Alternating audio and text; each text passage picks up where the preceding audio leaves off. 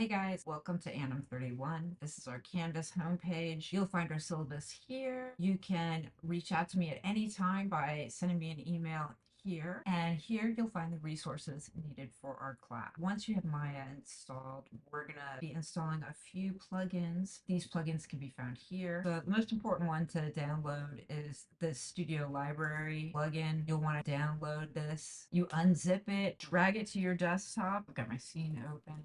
I'm going to slide this over here, open up the Studio Library folder, and here you'll see this install.mel. It's just drag and drop. And you'll see that now it's created this button up here on our shelf. If I right click and hit edit, choose to rename it. It's already highlighted, so we could change the icon label to SO2.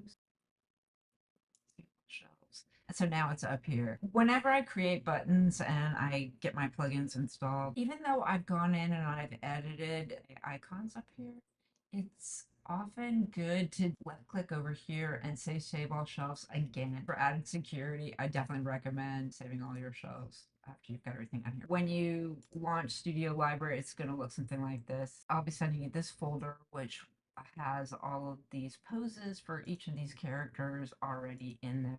So I'm just going to go ahead and dock it over here. So I'm going to slide it until the whole square is highlighted. Right now it would make another window. I don't want that with the thick line. I want this thin line instead, and then I'll let go and it will dock it, create a tab for it over here so we can still get to our other useful panels like the attribute editor or the channel box. That's how you install Studio Library. Other plugins that we're going to want. This one is BH Coast. It is free plugin which will allow us to have an onion skin. It's the greatest plugin ever.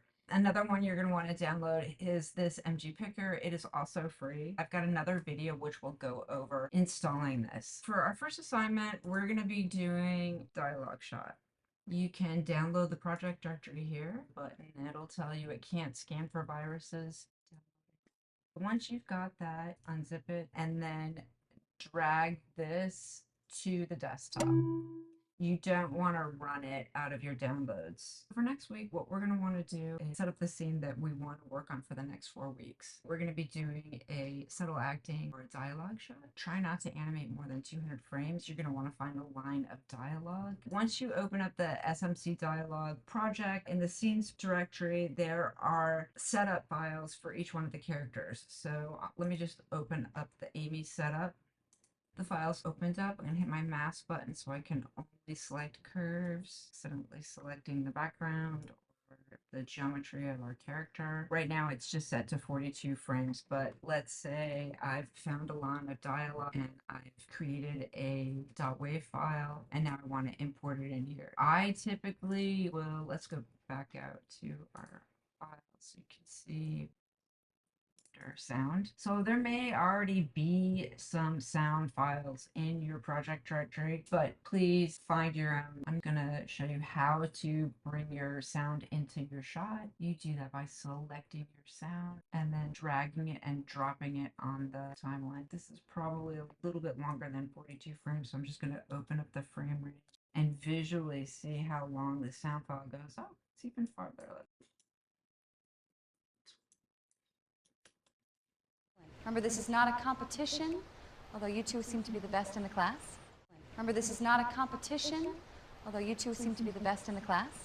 You should be able to scrub and hear your sound. If you want to have picked out your sound, go ahead and drop it into your scene file with the character that you've chosen and the line of dialogue in your scene, and then you'll want to save your scene with your name on it. Gail.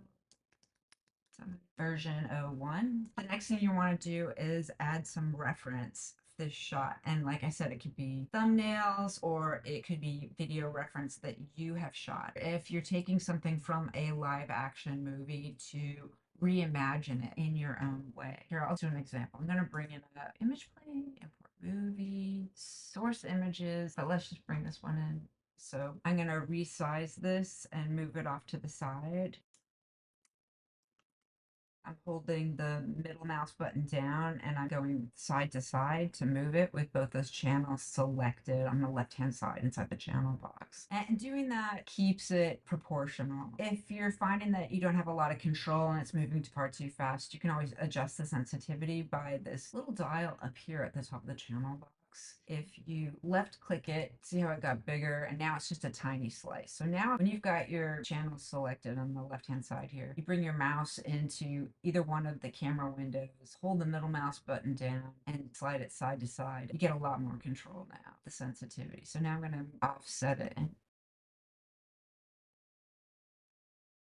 That's what I'm saying about having your reference in there. If you are shy about shooting reference of yourself, you can have someone that you live with or a friend be your actor. You take a moment to kind of direct them so that you're getting the performance that you want. And in that case, what I usually like to do is I'll take the line that I'm shooting reference for and I'll have it play on a loop and I'll shoot several takes of it and then cut out the best take to use for my reference. Select your character and find your dialogue line, and that is what is due next week. How do you turn your assignment in? So we've put our reference in here now, we've got our character in the shot, and we've got our dialogue down on the timeline. I'm gonna go ahead and save this scene again. Try to save a .ma file because the Maya ASCII files tend to be easier to edit. So you want to save it as a .ma file. I've saved mine as Gale Dialogue version 01. I'm gonna go ahead and shoot out a play blast of this. Even though there's not a lot going on, we'll be able to see the reference playing over here and get a good idea of what your plan is for the shot. Go to Windows, Rendering Editor, Render Settings. Make sure it's at HD 1080. So I'll close this window, Play Blast, Options from Render Settings, Save to File. Let's name it the same as our scene file. So